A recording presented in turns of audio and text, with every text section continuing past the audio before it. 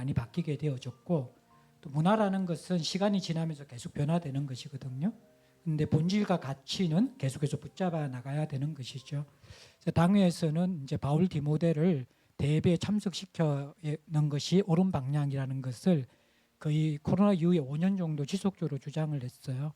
그런데 이제 저는 좀 그 중간 역할에서 우리가 있는 곳에 오라고 하는 것은 어떤 의미 속에서는 이 시대의 문화와 맞지 않다. 그들이 있는 곳에 가는 것도 우리가 하나됨이고, 왜 작년이 있는 자리에 바울과 디모데가 참석해야지 하나 된다고 생각하는가? 한 말씀을 듣는 것이 중요하다 그러면 비대비 소금에 다하는 말씀을 가지고 바울 디모데에게 찾아가는 것들도 새로운 방법론이지 않을까라는 말에 당회원들이 동의해 주셨어요. 그리고 또 한 달에 한 번이라는 이유 자체는 뭐냐 그러면요, 우리 교육자들이 저와 오랫동안 사역했기 때문에 교육자들의 메시지도 저는 80% 이상은 저와 가치를 함께 한다고 생각해요. 또 그럼에도 불구하고 또 담임 목사라는 인격체와 또 직접 전달하는 메시지는 또 다른 면이 있기 때문에 아마 좀 우리가 이러한 것을 약간 파일럿으로 한번 시도해 보는 것은 각 공동체가 기존의 어떠한 유산이나 문화들을 존중하면서도 또 교회와의 한 말씀으로 연결된 공동체가 되는데 한 달에 한 번 정도 제가 오는 것이 어떨까라고 제안을 했는데, 제가 듣기로는 뭐 그 정도는 괜찮다라고 제가 들었기 때문에 오게 되어졌습니다.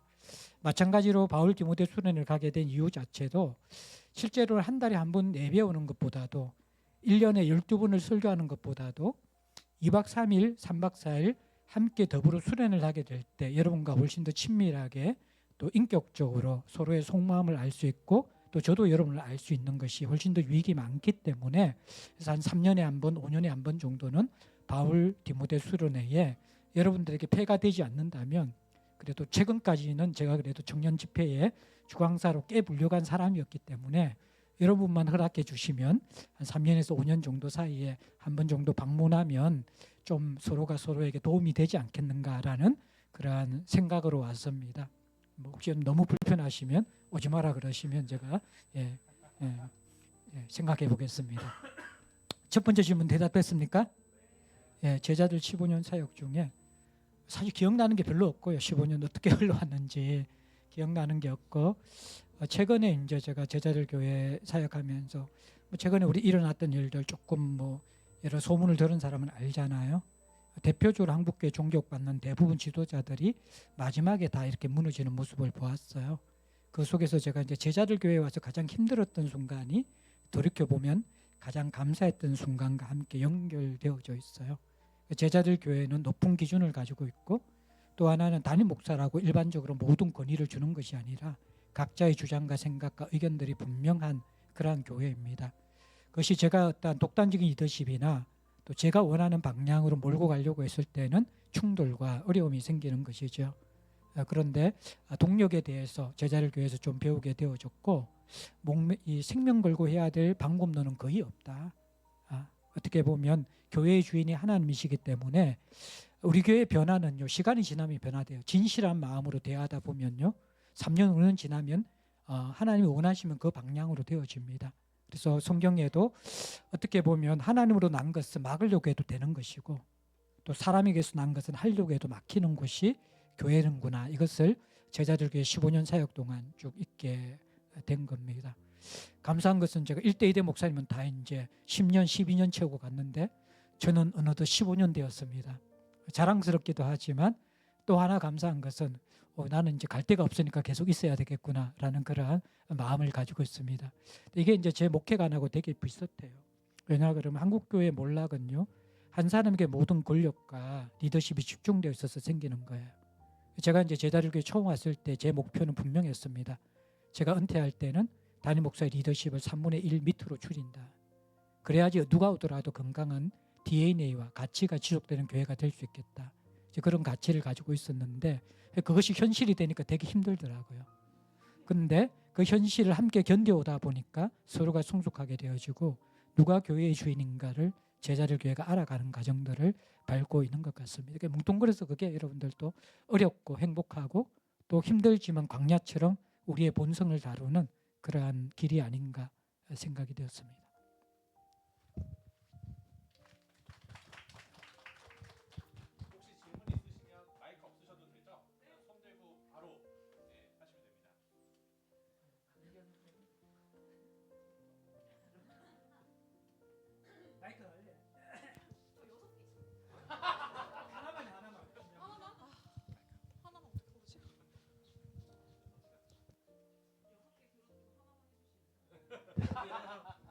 내가 질문에 대한 대답을 길게 한 것은 네. 함부로 질문하지 말라라는 거란 메시지거든요. 아 그래요? 아 어떡하지? 그러면 쉬운 거부터. 쉬운 거부터. 호세아한테 왜 이러시는 걸까? 호세아한테 하나님 왜 이러시는 건지 궁금하다. 왜냐하면 호세아 좋은 거 다 줬는데 고멜은 그걸 다 다른 사람한테 주고, 근데 하나님은 호세아한테 고멜을 사랑하라고 하는데 왜 이렇게까지 호세아한테 고생을 하게 하는 걸까? 예. 이건 설교- 세트인 질문이? 예. 주일 설교 첫 번째 들으시면 됩니다. 아 알겠습니다. 핵심은 뭐냐 그러면요. 제가 그때 이야기한 것은 음. 호세아의 길이 모든 성도와 교육자의 길이다. 이게 되게 역설적인 건데 뭐냐 그러면요. 억울하고 이해되지 않는 그 사랑을 하도록 하셔야지만이 우리는 제대로 성도가 되고 교육자가 되는 것이죠. 그게 힘들지만요. 그 길을 거치지 않고는 누구도 하나님을 알 수 있고 또 신앙을 가질 수 있는 길이 없다라는 것이죠. 이 질문과 똑같아요. 15년 동안 가장 힘든 순간이 돌아보면 가장 감사한 순간이었죠. 호세아도 고멜을 맞이하는 가장 어려운 것이 하나님의 마음을 알게 되어지는 선지자로서 가장 필요한 시간이었죠.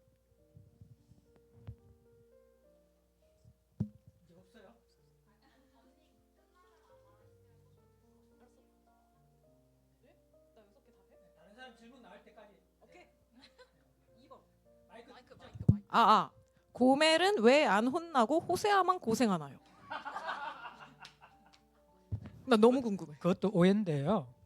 고멜이 고생하는 게 오늘 본문에 보면 노예로 팔려갔죠. 그 착각이에요. 나는 누리고 자유롭다고 하는데 현대인들의 착각이에요. 내가 하고 싶은 거 다 하면 나는 행복하고 괜찮다고 생각하는데 어느 순간 자신의 인생은 하나님 주신 선물을 누린 게 아니라 노예가 되어 있을 거예요. 고멜이 가장 고통스러울 거예요.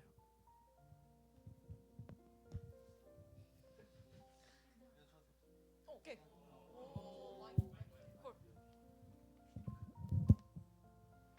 저는 그 제일 좋아하는 그 찬양을 왜 좋아하고 그 찬양에 대해 그 찬양과 이제 목사님의 그 하나님과의 스토리가 어떤 게 있는지 좀 궁금합니다.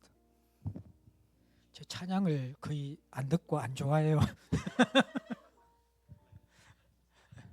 저희 클래식과 재즈를 듣고 있고요. 예, 가끔 가요를 듣고 있고요. 요즘에는 싱어게인 많이 듣고 있습니다. 계단 운동할 때마다 싱어게인 들으면서 은혜 받고 있습니다. 예, 이제 전 너무 뭔가 원색적인 CCM보다는 대중가요나 차라리 대중가요 속에 있는 은은한 그러한 인생 이야기 속에 있는 하나님의 마음이 담긴 것들이 훨씬 더 저는 공감이 많이 되고요. 또 때로는 이제 클래식의 아름다움 속에 또 하나님이 창조하신 그런 아름다움이 있기 때문에 주로 거의 한 8, 90%는 클래식을 듣고 설교할 때는 조금 그래도 양심상 틀어놓습니다. CCM은. 주로 꿈이 있는 자유와 한웅재 노래, 나무의 노래 틀어놓고 설교 준비합니다.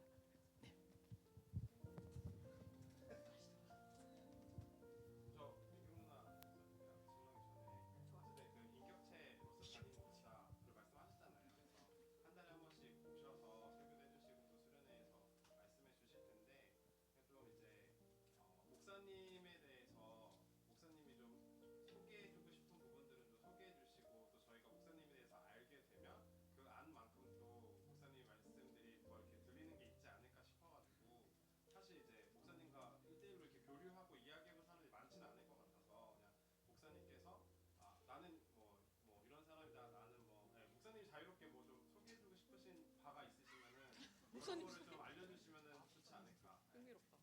서로 나가는 은성창의 아버지. 은성창의 아버지. 아버지 아니요? 저는 굳이 이게 아니 알고 싶어하고 친하고 싶어하는 그게 이제 저절로 돼야 되지. 굳이 그거를 할 필요가 있겠나. 기본적으로 저는 이제 제가 아무리 자유롭고 편한 사람이라도 담임 목사라는 직위 자체가 사람들에게 부담과 불편함을 주는 자리라고 생각되어져요. 이제 그것을 인정하고 시작하는 게 건강한 거예요. 제가 이제 교육자들에게 아무리 다가가도 보이지 않는 선이 항상 있거든요. 그분들이 나쁜 것이 아니라 어쩔 수 없는 거예요. 그래서 그것을 우리가 이제 인정하지 않고 아무것도 없다라는 생각 자체가 저는 착각이라고 생각돼요. 그래서 뭐 어차피 저와 여러분의 나이 차이나 선은 있는 거고 그것을 보고만 해서 이해할 수 있는 만큼 이해하는 거지 뭐 제가 어떻게 친해지겠어요 여러분들하고. 그래서 뭐 알고 싶으면 오시면 제 방은 항상 열려 있고요. 굳이 저는 혼자 있는 것도 이게 저를 뭐 알려주는 거 별로 안 좋아하기 때문에 안 좋아 그것도 아닌데 하여튼 뭐 어느 순간에 오랫동안 혼자 있는 또 담임 목사로의 삶이 익숙하다 보니까 제가 먼저 저를 막 알리면서 사람들을 끌어당기고자 하는 그 자체가 저에겐 좀 이제는 좀 익숙하지 않는 게 되어져 버린 것 같아요. 예. 이상한 대답이었죠. 예.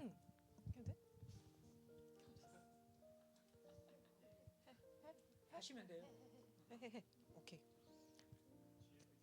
오, 오케이. 진짜 하나님의 참맛 무엇인가요? 엉엉 울면서 기도하면 기도할 때 제가 들은 이야기 기도할 때 엉엉 울어야 뭔가 기도가 참맛이라고 하는데 참맛 잘 모르겠고 하나님의 참맛 너무 궁금하다. 참맛 뭔지 모르겠고 모르겠으면 어떻게 하면 좋을지. 너무 새신자 같나?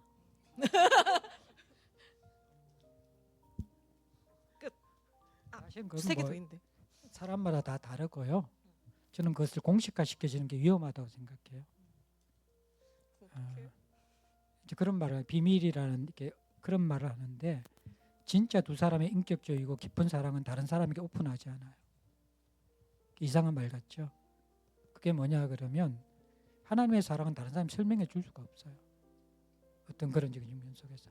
그래서 이제 그 선물이죠. 누구와의 그 사람 성경 그렇게 이야기해요. 우리를 지으셨기 때문에 내가 이해할 수 있고 내가 만날 수 있고 내가 경험할 수 있는 모습으로 하나님은 다가오신다. 그 하나님이 내게 맞게 다가오셨기 때문에 그것을 레퍼런스로 이런 게 설명해 주는 건 맞지 않다고 생각해요. 그래서 뭐 그것은 개인적인 그러한 나눔 속에서는 가능하겠지만 그래서 간증은 굉장히 위험해요. 그러니까 내가 맞는 주관적인 것들을 잘못하면 그것을 보편화 일반적인 것으로 이야기해 주게 될 때에 도움도 되지만 하나님을 축소시키는 것이 되어지고 또 하나님 만나는 것을 또 너무나 해결화시키는 그런 부분들이 되는 위험도 있어요. 참맛은 분명히 있어요. 나한테 묻지 말고 하나님께 물어봐요. 네, 계속해서 만날 거예요. 하나 둘 셋. 네. 네, 오늘 말씀 전해주시면서 이제 중독된 자를 치유하기 위해서 오랜 시간이 필요하다고 말씀해 주셨는데 이제 만약에 이제 저희가 옆에서 볼 때는 중독되어 있는 것 같은 지체가 있고 그 지체가 만약에 스스로는 중독되어 있다는 사실을 본인은 부정할 뿐더러 간섭받기 싫어하는 그런 지체에게 개인적으로나 아니면 공동체된 우리가 실제로는 어떻게 해야 되는지 어떻게 사랑해야 되는지 좀 알고 싶습니다. 어려운 문제죠. 실제로 뭐 거의 어려워요. 그게 중독이라는 문제가. 일단은 한 사람을 치유하고 회복하는데 너무 많은 에너지가 들어져요. 그래서 이제 이상적인 것과 목양적이고 현실적인 것은 좀 차이가 있어요. 제가 선교단체 사회 가면서 힘든 친구 하나 데리고 1년을 고생했는데 안 바뀌어요. 근데 그 에너지가 리더에게 가고 코어 그룹에 가야 되는데 그렇게 되지 않는 거예요. 그러니까 1년이 지나니까 리더십 양육이 안 돼 있어요. 그게 무슨 말인지 이해되어지죠. 그래서 성경적으로는 그리스도는 한 사람이 잃어버린 양을 찾기 위해서 구안함을 버려두고 가잖아요. 실제로 목양 현장에서 어떻게 하시냐면 예수님의 사역의 70%는 제자들에게 집중해요. 그 다음에 30%를 가지고 가르치고 치유하는 사역을 하거든요. 그러니까 이제 우리의 이상적인 가치와 현실적인 곳에서 지혜를 발휘해야 되고요. 중독은 우리가 도울 수 있지만요. 그 사람의 의지나 그 사람의 결단이 없으면 불가능해요. 그 다음에 또 하나는 그것을 사랑으로 잘 건면해야 되고요. 실제로 외국에서는 팀이 있어요. 목회자와 또 정신과 의사와 상담가 이렇게 세 사람이 함께 팀이 돼야지만이 제대로 치유할 수가 있어요. 마음의 문제는 상담으로 해야 되고요. 영적인 문제는 목회자가 해야 되고요. 또 약물적인 의학적인 문제는 의사가 도움을 받아야 돼요. 이것을 한국교회 너무 영적으로 목사가 다 하려고 하거든요. 어떤 경우에 약 하나 먹고 해결되는 경우도 많이 있거든요. 그러니까 이런 것들 잘 분별해야 돼요. 또 목사의 설교보다도 상담가가 2-3시간 들어주면 설교보다 훨씬 더 위로가 될 때가 있어요. 또 때로는 어떤 사람에게는요, 제 방에 와서 김강석 노래 3시간 듣고 가면요, 회복돼서 돌아가요. 그게 무슨 말인지 이해되죠? 인간은 총체적인 존재이기 때문에 전인격적으로 총체적으로 접근해야 되고요. 긴 시간이 필요해요. 그래서 그것은 오랜 동안 사람을 이해하고 만난 사람이 지속적으로 포기하지 않고 해야 되고, 그렇지만 그 결과는 미미할 수도 있는 것이 중독 치유라는 것들. 그것을 우리가 현실로 인정하면서 해야만 돼요. 그럼에도 불구하고 우리는 결과물을 원해서 하는 사람이 아니라 그 사람이 소중하기 때문에 돕는 자라는 것을 인식하는 거예요. 그것은 우리 공동체가 안전한 공동체가 될수록 가능해요. 사실은 자기를 맡기지 못하는 이유는 그 개인의 문제이기도 하지만요, 자기를 있는 모습 그대로 오픈했을 때에 자신에 대한 오해, 왜곡, 비난, 거절에 어떠한 결과물이 있을 때 사람들은 절대로 자신을 공동체에 맡기지 않습니다. 그래서 여러분들이 사람에 대한 이해와 성숙함만큼 서로가 서로를 오픈하고 의지하는 그런 깊이가 달라지게 될 것입니다. 그래서 목회자 한 사람의 문제가 아니라 함께 성숙해야 될 문제도 있다라는 것들, 그리고 여러 다양한 분야의 전문가들이 함께 도와야 될 문제라는 것들, 그리고 우리는 결과가 아니라 그 한 사람이 소중하기 때문에 계산하지 않고 도울 준비가 되어야 된다. 그 정도로 제가 말씀드릴 수 있을 것 같아요. 갑자기 이제 가려고 했는데 말 나와. 전공이네.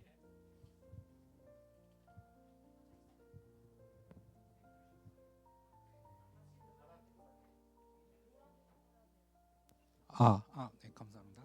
방금 말씀해주신 이야기에 이어서 좀 추가로 듣고 싶은 게 있어가지고요. 목사님이 바울 디모데 공동체를 보면 좀 소망하는 것이나 아니면 목사님이 청년들에게 이야기하고 싶은 공동체는 무엇인가? 여기에 대한 이야기를 방금 말씀 조금 해주셨던 것 같은데 조금 더 확장해서 이어서 좀 더 듣고 싶어서 질문드립니다. 나는 먼저 여러분들에게 이야기해 줄 것보다 듣고 싶은 게 더 많아요, 사실은. 진짜 답은 여러분이 다 가지고 있어요. 저는 이제 어떻게 보면 큰 어떠한 그림만 가지고 있고요. 답은 여러분 속에 있고요. 여러분 마음 속에 있기 때문에 여러분들의 어떠한 속에 있는 것들이 진실하게 올라오게 되어질 때에 그 속에 더 많은 답이 있다라고 저는 생각하고 있거든요. 그래서 지도자의 역할은 준비된 답을 던지는 것이 아니라 문제를 가지고 여러분들의 생각과 마음들을 끄집어내는 거라고 생각되어져요. 해결은 있잖아요. 탑다운으로 지시해서 생기는 것이 아니라 서로가 대화하면서 자기가 그 답을 찾아가는 과정이에요. 그게 실제로 상담이고요. 그게 영적 지도라는 것이거든요. 그러니까 한국 교회의 어떠한 훈련이나 교육 문화가 너무 잘못된 것은 성도들도 목회자에게 답을 구하고 있고요. 또 목회자도 성도들에게 답을 가르치려고 하고 있어요. 근데 성경을 잘 읽어보면요, 사실은 성경은 답보다 열릴 결론이 훨씬 더 많아요. 질문을 던지고 답은 사람에 따라 다를 수 있고 여러 가지를 찾아가야 돼요. 그래서 너무 어릴 때는 우리가 정답을 찾아야 되지만요, 바울에게는 정답이 아니라 여러분의 상황 속에서 답이 필요하고요. 제가 늘 이야기한 게 왜 담임 목사의 목회자 리더십이 3분의 1로 줄어들어야 된다고 생각하냐 그러면요, 한국교회는 가르침과 답이 없어서 무너지는 게 아니에요. 그대로 살아간 디딤돌이 없다라는 거예요. 그래서 저는 70%는 만약에 교회가 부흥했고 건강하게 되었다 그러면 리더십의 지분이 분명히 있죠. 그 영향력이. 근데 그것은 절대로 30%를 넘지 않는다고 생각해요. 그 말씀을 가지고 살아왔고 디딤돌을 만들었고 삶의 궤적을 만들었던 성도들이 없는 공동체는요, 설교의 기준이 높을수록 공허한 공동체가 되어져요. 그러니까 무슨 말이냐 그러면요, 결국 바울의 건강성은요, 이도현 목사님이 아무리 탁월한 설교를 하더라도 그 영향력은 30%를 못 넘어요. 저도 마찬가지고요. 진짜 공동체는 여러분이 만드는 거예요. 70%는. 그 실패해도 좋아요. 길을 잘못 가도 좋아요. 근데 그 경험들이 축적되어서 후배들에게 나는 이렇게 살았어. 안 되더라. 진짜 맞네. 이렇게 하니까 정말 안 될 것 같아 되었는데 라는 그 이야기가 모일 때 그게 해답이 되는 거예요. 그래서 저는 이제 결국에는 우리 세대가 여러분에게 답을 주는 것은 꼰대예요. 그것은 맞는 답일 수도 없고요. 여러분 세대에서는. 그래서 여러분들 세대는 여러분의 답을 찾아야 돼요. 다만 그 답을 찾는데 우리가 어떠한 조언을 해줄 수는 있지만요. 그 지침은 아니에요. 저는 그렇게 좀 생각해야 된다라고 생각하고 그게서 지도 여러분들이 많이 생각이 바뀌어야 돼요.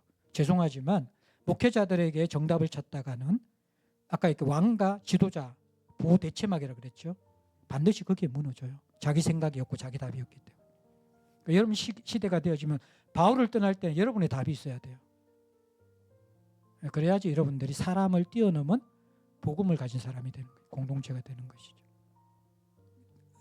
이상한 답이지만 어쨌든 제가 이야기.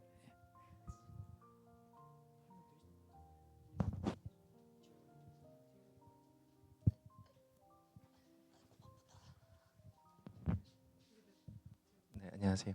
비슷한 질문이긴 한데 조금 이제 맥락을 좀 달리해서 담임 목사님으로서 바울 공동체가 어떤 공동체였으면 좋겠다라고 하는 목회 방향이 궁금하고 두 번 물론 그거는 이제 부서 사역자분이 훨씬 더 중요하게 생각을 하시겠지만 그것과 이제 또 한편으로는 저희 세대의 부모님으로서 생각하는 바울의 모습이 어떠한 바울이 되었으면 좋겠는가 이 두 가지가 좀 궁금합니다.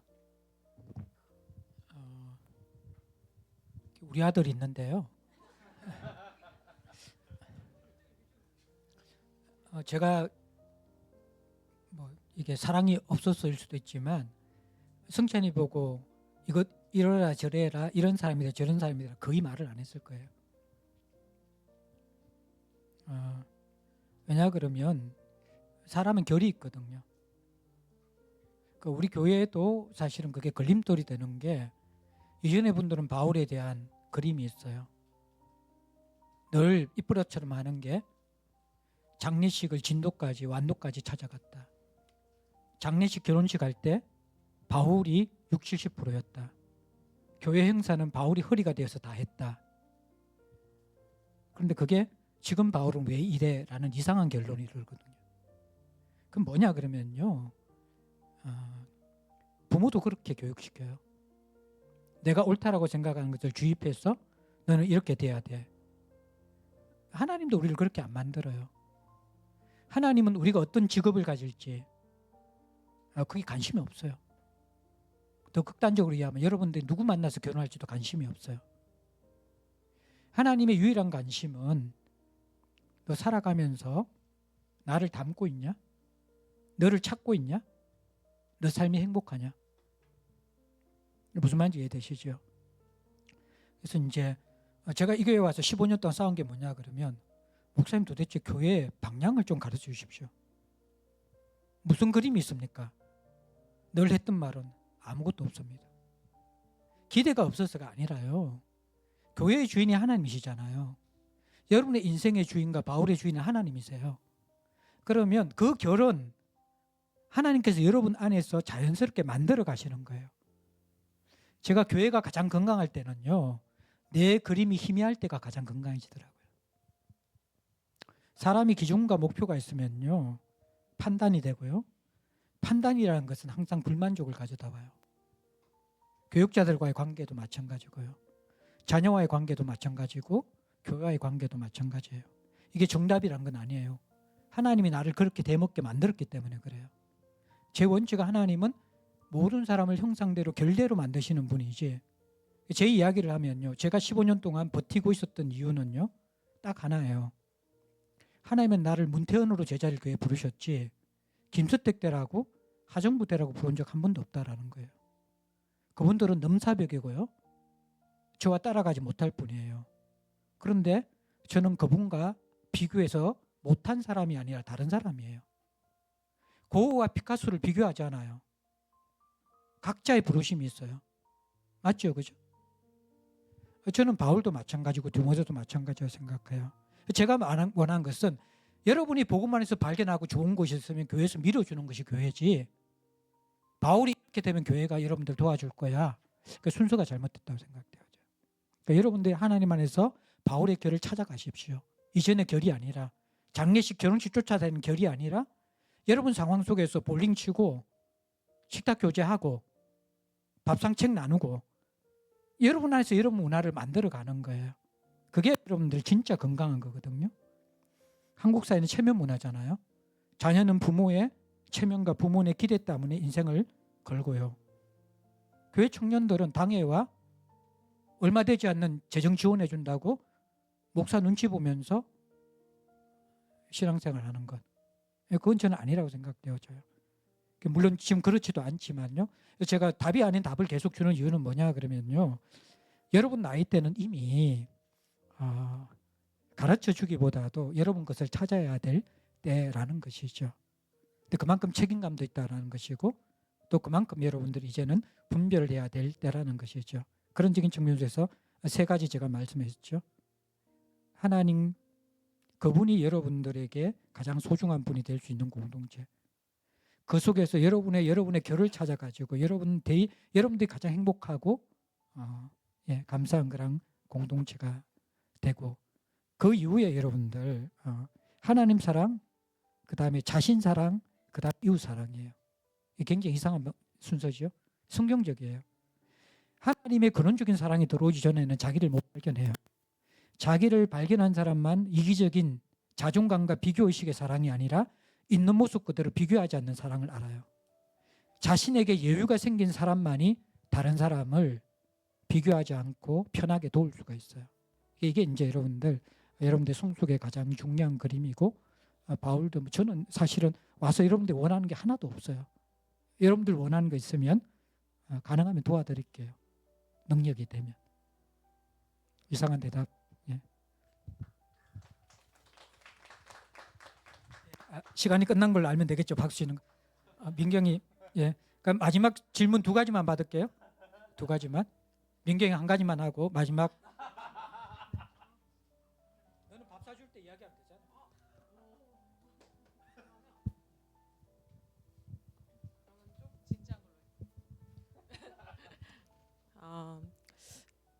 아까 이야기하셨던 것 중에서 나는 진짜인가 레플리카인가 라는 이야기를 하셨는데, 저는 요즘에 제 삶이 좀 레플리카 같거든요. 그래서 좀 살아갈 때 공허하고 뭔가 헛헛한 때가 있는데, 이럴 때 새신자 어쩌면 좋을까요?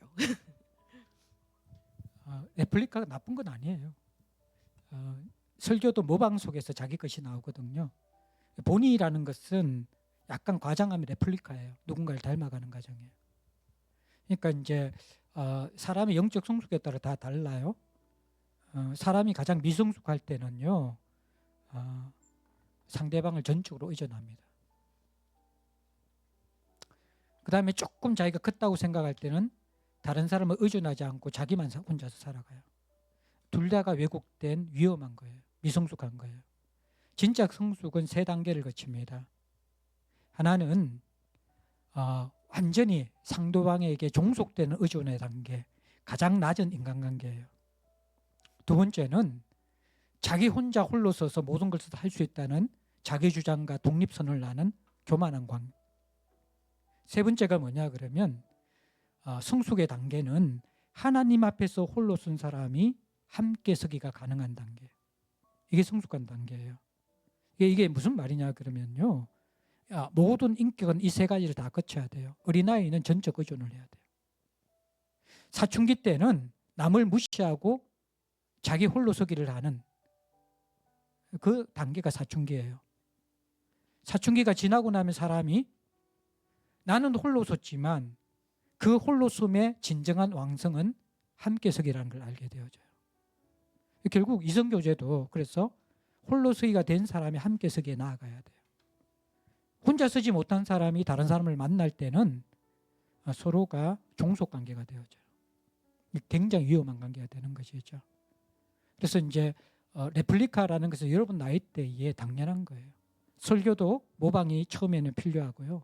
신앙도 누구의 따라쟁이가 필요해요. 근데 그 모방과 따라쟁이를 하더라도 그 속에 참된 나를 계속해서 발견하려는 그 욕망을 가지면서 어느 순간은 닮아가고 배워가는 과정이 필요해요. 저도 목회 와서 그랬거든요. 6년 동안은 한국교회 내노라는 아주 존경받는 리더십의 목사님들 늘 만나면서 어떻게 하면 좋겠는가 물었습니다. 근데 6년이 지나니까 어느 순간에 그분은 여전히 위대하고 좋은 분이지만 제게 도움이 되지 않았어요. 왜냐 그러면 제가 처한 목회 현장과 나의 나됨은 다르기 때문에 그 시간을 거치고 나서 결국 저는 홀로 서기를 하면서 하나님이 교회의 머리 되신 가운데서 스스로 하나님 앞에서 교회의 목회 방향을 알아가고 배워가기 시작했습니다. 그래서 모방이 다 나쁜 건 아니고요. 레플리카의 과정은 반드시 필요한데요. 어느 순간에 여러분들은 이 건포도 과자가 필요하잖아요. 어느 순간에 그것이 맛이 없어요. 레플리카가 필요하거든요. 누군가에게. 근데 사람도 어떤 의존도 어느 순간에 나를 더 이상 성장시키지 못할 때가 있어요. 사람이 그것을 뛰어넘어야 돼요. 한국교회 문제는 그걸 못 뛰어넘어요. 교회에 내가 다니는 교회라는 거 그리고 우리 교회의 목사님이라는 거 네임밸류 이것을 못 뛰어넘어요. 한국교회는. 그런데 그것이 필요하죠. 건강한 교회, 건강한 목회자 만나는 것. 어느 순간 이제 그것을 뛰어넘어야 되면서 약간 다른 말이지만 나의 나됨은 모방에서부터 출발한다. 그러나 여러 가지를 모방하다 보면 진짜 내게 편한 모방이 있고 나를 닮은 모방이 있다. 그 속에서 나를 발견해서 걔를 찾아서 찾는 과정 속에서 모방은 필요한 거예요. 예. 하나 질문 받고 아니면 이제 마치겠습니다. 예, 재영이. 예. 저는 요즘 AI가 많이 뜨고 있는데 성경을 읽을 때나 이럴 때 AI를 어떻게 써야 될지가 좀 궁금하고 목사님도 설교 준비하실 때 얼마나 사용하고 계신지도 좀 궁금합니다. 왜 나무 영업 비밀을 알려고 그래? 정직하게 저는 부분적으로 AI를 사용합니다. 그런데 아까 제가 이야기했죠. 건포도 과자는 그 자체가 나쁜 게 아니라 내가 어떻게 사용하고 위치를 어디에 두는가에 따라 다르다. 한국교회가 처음에 드럼하고 전자악기 AI보다 더 터부시했어요. 지금 난리잖아 지금. 예. 지금 거부감 느낍니까? AI는 이제 보편화예요. 안 하고는 못 살아가요. 어떻게 사용할까가 중요한 거거든요. 그러니까 자기 것이 없이 AI만 사용하는 사람은 결코 성장이 없어요. AI도 다 AI가 아니라요. AI의 프롬프트 질문을 던지는 사람의 수준에 따라서 AI는 반응합니다. 그러니까 AI라는 것은 어떤 측면 속에서 우리에게 굉장히 효율성을 주는 거예요. 근데 그 효율성을 주지만 AI가 진짜는 아니에요. 진짜는 내 안에 있는 것이거든요. 제가 호세아 할 때 부분적인 질문을 많이 던져요. 근데 그 진짜 핀포인트는 제 머리와 묵상에서 나오는 거예요. 근데 그 질문을 가지고 옛날에 그 답을 찾으려면요. 수십 권의 책들과 인터넷을 하루 종일 뒤져야지 답을 찾을 수가 있어요. 못 찾을 때도 있어요. 근데 그 정확한 질문을 가지고 질문을 던지면요. 굉장히 중요한 어떤 레퍼런스를 쫙 깔리게 되는 것이죠. 그러면 그것을 제가 취사 선택해서 분별해서 부분적으로 사용하는 것입니다. 무슨 말인지 이해되어지죠? 그래서 전적으로 AI 무용론을 이야기하면 그렇게 하세요. 그 능력이 실력이 되는 사람은. 저는 실력이 안 돼가지고 부분적으로 활용합니다. 그리고 빨리 핵심 메시지와 아웃라인을 잡고 나서 이제는 이전에 사용하지 못하는 30% 이상의 시간들을 적용해 사용합니다. 성도의 삶은 어떨까? 그래서 아마 대회에 계속 참석하는 사람들은 설교를 풀어내는 핵심 메시지보다도 포인트의 적용 자체가 훨씬 더 공감이 되고 삶에 맞닿아 있는 그런 본문의 설교를 하려고 한다라고 약간 짐작하는 사람들이 있을 거예요. 되셨어요, 답이? 이제 앞으로 영업 비밀은 묻지 마세요. 수련회 때 봅시다. 감사합니다.